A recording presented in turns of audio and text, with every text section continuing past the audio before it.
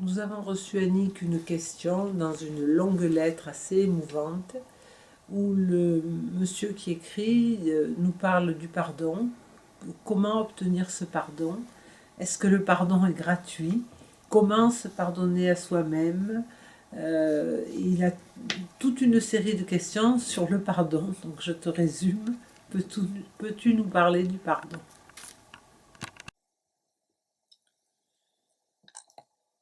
C'est très difficile de parler du pardon en très peu de temps.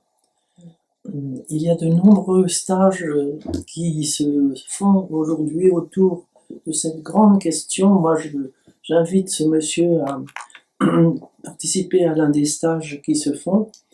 Moi, je connais tout particulièrement ceux qui se font à Sainte-Croix, puisque je travaille beaucoup avec le centre Sainte-Croix en Dordogne. Il y en a aussi très probablement ailleurs. Ça demande un travail en grande profondeur. Je ne vais seulement dire qu'une chose essentielle, c'est que le Christ est un amour total. Dieu est un amour total. Et lorsqu'il parle du pardon, il dit pardonner 77 fois 7 fois, c'est-à-dire indéfiniment. Le pardon n'a pas de limite. Il n'a pas de limite. Je crois qu'on peut partir, pour prendre un exemple, de ce qui nous est dit dans le livre, le 4e chapitre de la Genèse, je crois que c'est le 4e, je ne sais plus si c'est le 4e ou le 5e, en tout cas où le dernier descendant de l'Adam par Caïn, c'est-à-dire toutes ces générations de tueurs, enfin se retourne. C'est le 7e descendant, Hanor, qui enfin se retourne. Et c'est la première fois qu'on voit arriver le monde féminin. Il prend 2 femmes, c'est-à-dire qu'il se retourne vers son féminin intérieur. Et là, il se confesse. J'ai tué un homme pour ma blessure. Et bien sûr, il voit tous les massacres du monde, mais essentiellement la mort du Christ, qui n'est pas encore historiquement, mais qui est de toute éternité. Donc il le voit, nous sommes dans le mythe, donc c'est un autre temps qu'il est là. Il voit, j'ai tué un homme pour ma blessure, et un jeune homme pour ma guérison. Et ce jeune homme, c'est aussi le Christ, qui est dans le pardon le plus total et qui descend dans les enfers pour écraser la tête diabolique du Satan et s'unir après à lui. Et c'est ce mot guérison qui est traduit dans nos Bibles pour ma meurtrissure. Et j'ai tué un homme pour ma meurtrissure. Pour ma meurtrissure. C'est vraiment navrant d'avoir traduit ça comme ça. La racine est le verbe chavor, qui veut dire lier, qui donnera raver, qui est l'ami, à la limite la cicatrice. Donc on vient de parler de blessure, et là j'ai tué un homme pour ma cicatrice. Voilà, pour ma guérison, c'est-à-dire pour le pardon. Le pardon est là. C'est la cicatrice de la guérison. Et ce mot est très important parce que lorsqu'il y a eu blessure et on est incapable de pardonner parce que cette blessure est là, c'est comme si on faisait saigner continuellement cette blessure.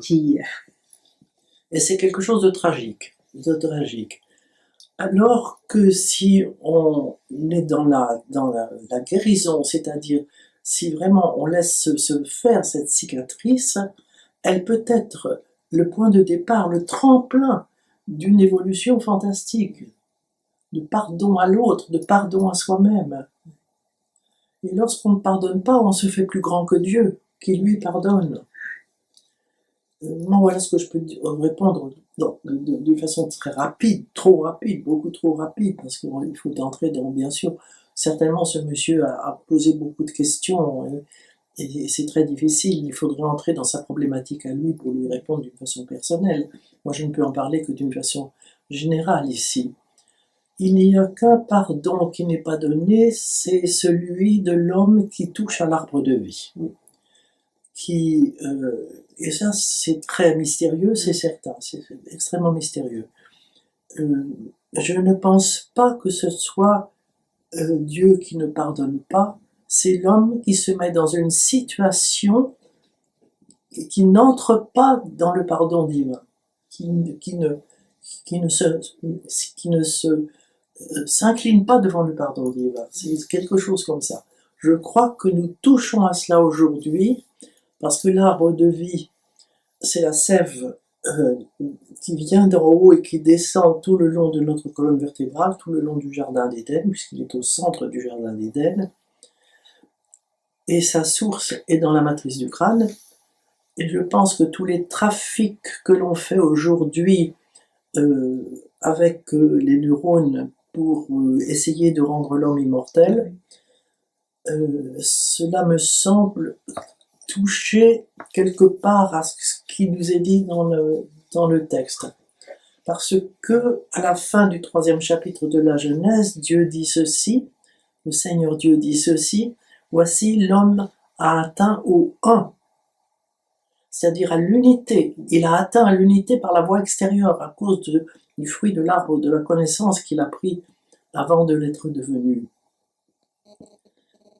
Et nous y sommes à l'heure actuelle.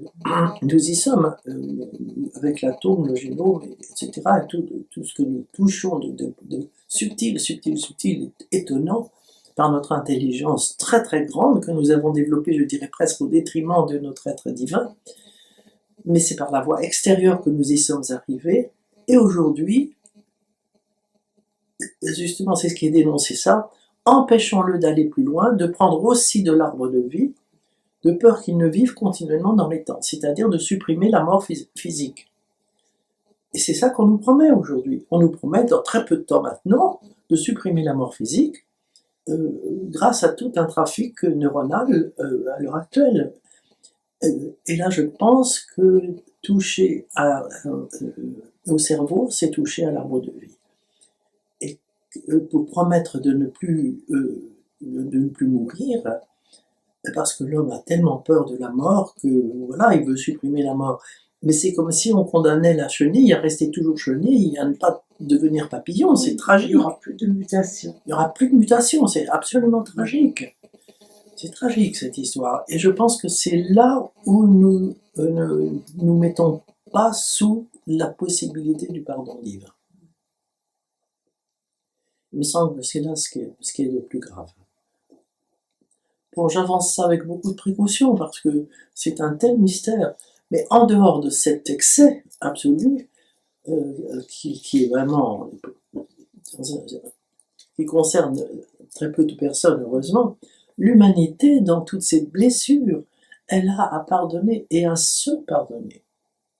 Encore une fois, si on ne pardonne pas à l'autre, et si on ne se pardonne pas, et si on n'accepte pas le pardon de l'autre, on se fait plus grand que Dieu.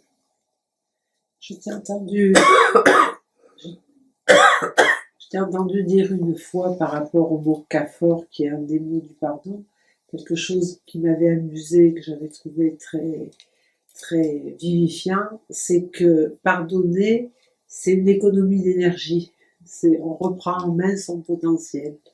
C'est exactement ça, parce que le mot kaphor commence par la lettre kaf, qui est la prise en main, donc la responsabilité que l'on prend, et puis les deux lettres suivantes, for, c'est la fécondité. C'est la fécondité future, c'est le fruit qui est là, au bout de la fécondité. Pardonner, c'est vraiment assumer cette croissance de l'arbre que nous sommes pour devenir le fruit. Et le permettre à l'autre aussi. Donc on est gagnant de pardonner. Ah oui, c'est un mot très fort. Et une question qui revenait dans le discours de ce monsieur, est-ce que c'est gratuit le pardon? Est-ce qu'on doit faire quelque chose? Qu'est-ce qu'on doit faire? Oui, c'est amusant, mais c'était vraiment sa problématique. C'est terrible ça d'être toujours dans cette gratuité ou pas gratuité, parce qu'on est des compteurs, on tient des comptabilités. Non, c'est pas ça, c'est absolument pas, c'est l'amour. L'amour ne demande rien en échange, rien. L'amour, c'est l'amour total.